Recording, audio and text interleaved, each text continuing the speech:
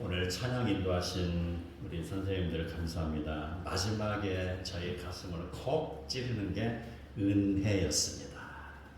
오늘 설교 제목이 은혜입니다.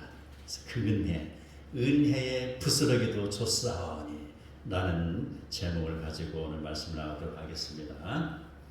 두 사람이 있었습니다. 두 사람이 죄인입니다. 그리고 두 사람이 감옥에 갔습니다. 두 사람이 동시에 재판장 앞에 그렇게 섰습니다. 재판장이 두 사람에게 동일한 판결을 내렸습니다. 두 사람 사형. 좀 끔찍하죠? 첫 번째 죄수가 이야기합니다. 자기를 변호합니다. 재판장님, 저는 저 사람보다 덜 나쁜 사람입니다. 이 판결은 불공평합니다. 그는 자기 자신의 권리를 주장하며 재판장에게 정의를 요구하였습니다. 두 번째 죄수는 어땠을까요? 그는 재판장 앞에 털썩 무릎을 꿇었습니다. 재판장님, 제가 지은 죄에 대해 아무 할 말이 없습니다. 다만 한 번만 용서해 주신다면 새로운 삶을 살겠습니다. 자비를 베풀어 주소서. 이렇게. 자, 두 사람의 말을 들은 재판장이 대답을 합니다. 나는 정의로 판단을 내릴 수도 있고 은혜로 판단을 할 수도 있다. 참으로 그 재판장이 결국은 판결을 합니다. 첫 번째 사람에게는 정의로운 판결을 했습니다. 그래서 사형. 두 번째 사람에게는 또 판결했죠. 은혜의 판결을 했습니다. 방면. 우리의 인생도 모두가 하나님 앞에서 죄인인 것을 아시기 바랍니다. 하나님 앞에서 자신의 의와 권리를 주장하는 사람은 하나님의 정의의 심판을 받게 되는 것입니다. 그러나 자기 자신의 죄를 인정하며 하나님 앞에서 자비를 구하는 사람은 바로 십자가의 은혜를 경험할 수가 있습니다. 오늘 본문에 주어진 술보니게 여인은 바로 이러한 은혜를 만난 사람입니다. 첫 번째, 우리는 하나님의 섭리 속에서 살아갑니다. 예수님께서 갈릴리 사역이 계속될수록 바로 예수님을 대항하는 사람들이 있었습니다. 바로 유대 종교 지도자들. 그들은 끊임없이 예수님을 대항하며 반대하며 예수님에게 흠을 잡으려고 노력하고 있었어요. 예수님께서 이제 지친 마음을 쉬시기 위해서 잠시 갈릴리 지방을 떠나서 북쪽 두로 지방으로 가셨습니다. 두로는 성경에 많이 나오잖아요. 두로와 시돈. 바로 이스라엘에서 한 54km 정도 떨어진 곳. 그것은 오늘날 레바논 지역입니다. 그것은 당시 지중해 무역의 중심지였습니다. 경제적으로 풍요롭고 문화적으로 화려한 도시였습니다. 그곳에 가신 예수님께서는 아무도 모르게 한 집에 들어가셨고 잠시 휴식을 취하고 있었습니다. 그러나 주님이 오셨다는 그 소식이 삽시간에 두로 지방에 퍼져갔어요. 누가복음 6장 17절을 보면은요, 예수님께서 많은 이적을 행하실 때에 두로와 시돈 사람들이 이미 예수님의 말씀을 듣고 병을 고침받기 위해서 찾아왔다고 기록이 되어 있습니다. 그러니 예수님 오셨으니 예수가 오셨다는 소식이 금세 퍼지는 건 과언이 아닌 것이죠. 결국 예수님께서는 휴식을 취하려 하셨지만 그 집을 찾아온 한 여인으로 인하여서 그와 대화를 나누게 됩니다. 그녀에게는 귀신 들린 어린 딸이 있었습니다. 어머니는 마지막 희망을 붙잡는 심정으로 예수님 앞에 나와서 간구하고 있습니다. 예수님께서는 두로 지방에 가신 것이 쉼의 휴식의 목적이었으나 여인이 예수님을 찾아온 것으로 봐서 이것은 하나님이 바로 그러한 중에도 하나님 역사를 나타내는 섭리라고 우리는 볼 수가 있어요. 하나님의 섭리의 작동입니다. 두 번째, 믿음은 권리가 아니라 은혜를 구하는 것을 알아야 됩니다. 그 여인 바로 헬라인이었습니다. 그리고 수로보니게 족속이었습니다. 유대인의 입장에서 보면은 언약 밖에 있는 이방인이라고 할 수 있어요. 그녀가 스스로를 헬라인이라고 칭한 것은 헬라의 식민지 속에 있는 족속인 것과 또 자기네들이 헬라어를 사용하고 있는 것으로 분명히 여인은 헬라화된 이방 사람인 것이 확실합니다. 더욱이 수로보니게 족속은요, 과거에 가나안 지역에 살던 그런 족속입니다. 그런 족속은 유대인들과 깊은 역사적 갈등을 가지고 있죠. 가나안에 정착해서 살고 있는데 그 유대인들이 어느 날 갑자기 애굽에서 출애굽하더니 광야에서 있더니 어느 날 갑자기 가나안 땅으로 몰려들었잖아요. 그래서 몰려들었으니까 그들은 쫓겨났죠. 그래서 북쪽에 가서 살고 있는 거예요. 민족적인 감정이 굉장히 상한 사람들입니다. 갈등이 심하죠. 유대인에 대해서.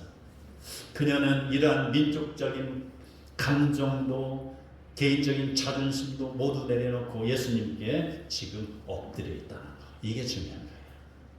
성경에서는 그녀를 이렇게 표현합니다. 간구하거늘 이라고 말합니다.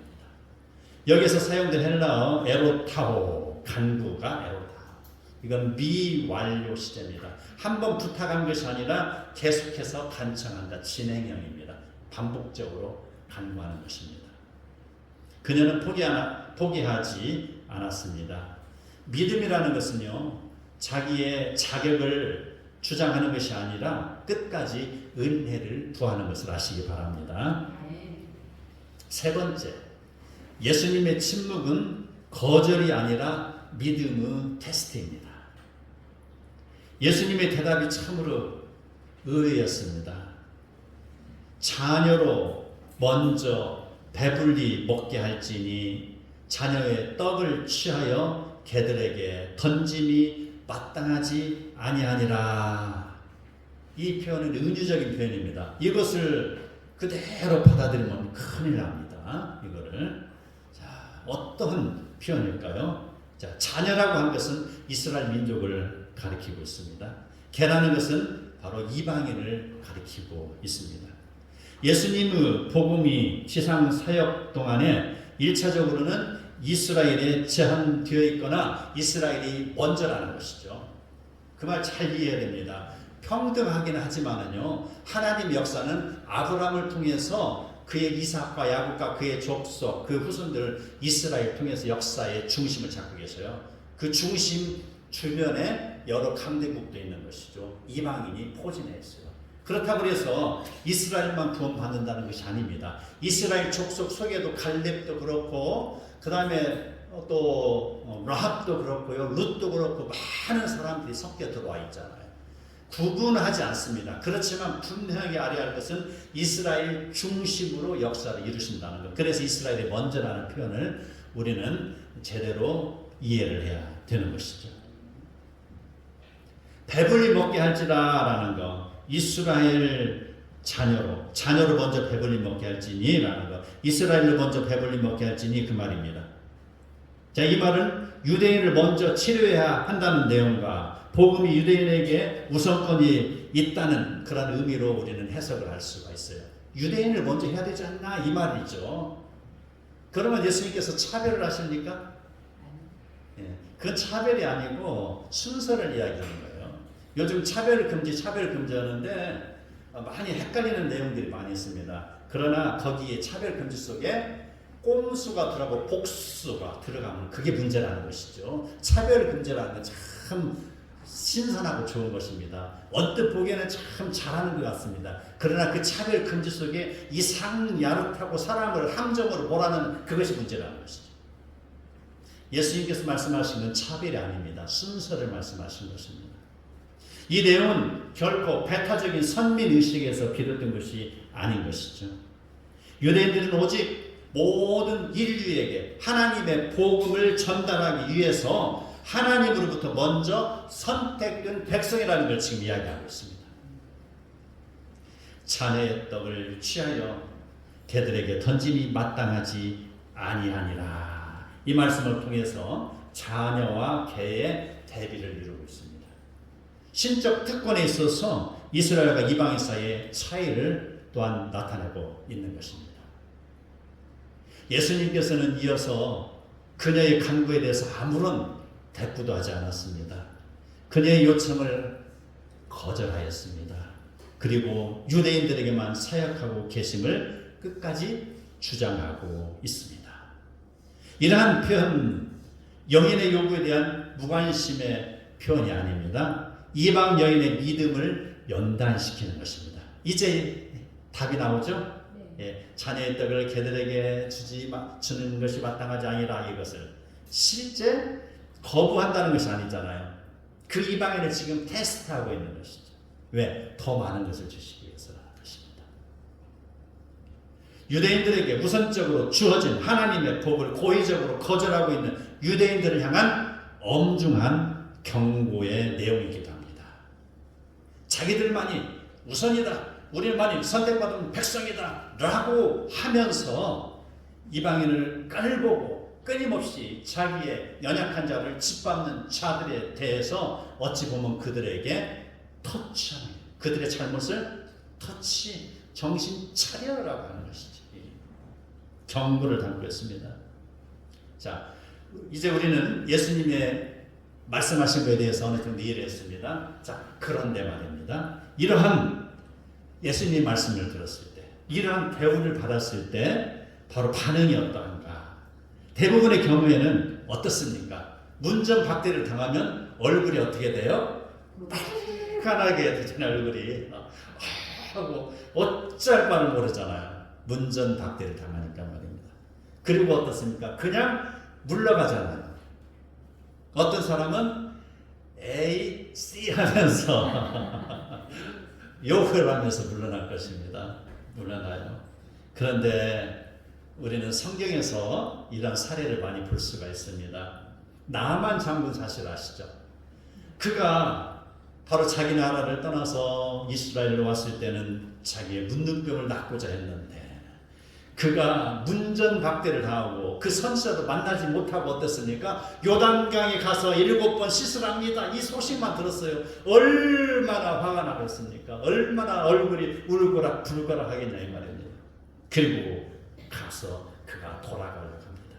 내 나라에 가면 이보다 더 좋은 강이 얼마나 많은데 이 작디 작은 요단강에 가서 나를 씻으라고 하는가? 저들이 나를 지금 무시하고 있구나 이렇게 생각할 수가 있습니다. 그러고 바로 마차를 돌려서 돌아갈 때 그는 자기 체면을 앞세우다가 병을 고치지 못할 뻔했습니다. 그 다음에 어떻습니까? 그 다음에 충성스러운 자기들의 종들의, 그래서 사람을 잘 사귀어야 되고 좋은 사람 만나는 게 좋아요. 에이씨 하면서 똑같이 돌아갔으면 어떻게 돼요? 영영 나만 장군은 그냥 그대로 끝나는 거예요. 그런데 장군이시여라고 했죠. 그보다 더한 것이라고 말했으면은 지킬 터인데 그까지 7번 목욕하라는 것이 대수입니까? 제발 순종하십시오. 듣고 보니까 맞단 말이죠. 그래서 그가 문전박대를 당했지만 얼굴이 울거락 불거락 했지만 다시 한번 마음을 정돈합니다. 그리고 요단강에 가서 목욕을 하고 나음을 입은 것입니다. 오늘 우리는 수부르리 여인의 반응이 궁금합니다. 지금 문전박대를 당한 여인의 반응이 어떻게 될까요?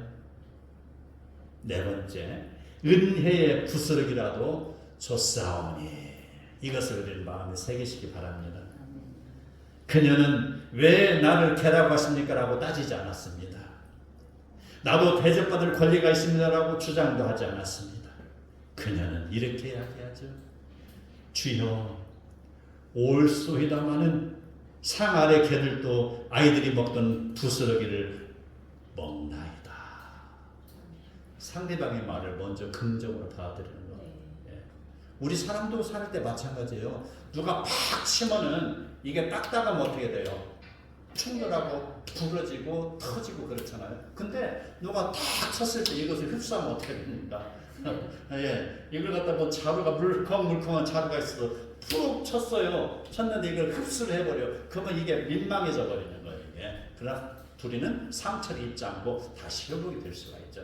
그냥 받아들이는 것이죠. 일단 긍정하고 그 다음에 상대방의 말이 맞지 않거든 다음에 그게 기운이 좀 수그러진 다음에 몇 초 후라는 것이죠. 그 1초 0.1초를 못 참아가지고 쨍그랑 해갖고 결국 어디요? 법원까지 가잖아요. 이혼도 다 찍어 말하잖아요. 일단 사람은 충돌했을 때 잠시 생각하시기 바랍니다. 바리 여인이 참으로 대견합니다. 주여 올소이다 하는 그런 것이죠. 상아래 개들도 아이들의 부스러기를 먹지 않습니까? 하는 것이죠. 어찌 보면은 그가 예수님에게 크게 한번 그거 받은 거 다 되돌려주는 거나 같은 거예요. 그게 그녀의 재치는요 마치 상 아래서 꼬리를 흔들며 주인의 호우를 기다리는 강아지와도 같습니다. 자기와 딸도 예수님의 호우를 기다리면서 지금 그녀는 자존심을 내세우기보다는 바로 주인으로부터 오는 은혜를 기다리고 있습니다. 은혜 말입니다. 우리는 은혜 아니면 살 수가 없어요. 그녀가 간청한 것은 유대인들에게 특별히 허락된 은혜에 대해 부스러기에 불과한 것입니다. 어떠한 커다란 성을 움직여달라는 것이 아니지 않습니까? 강을 막아달라는 것이 아니지 않습니까? 자기에게 간절한 것, 작은 것일지라도 다른 사람에게는 그게 하찮게 보일지라도 지금 자기에게는 손톱 밑에 가시가 박히는 게 간절한 거예요. 이것을 지금 이야기하는 거예요. 작은 것이라도 그 은혜 속에서 그 해결되기를 바라는 것.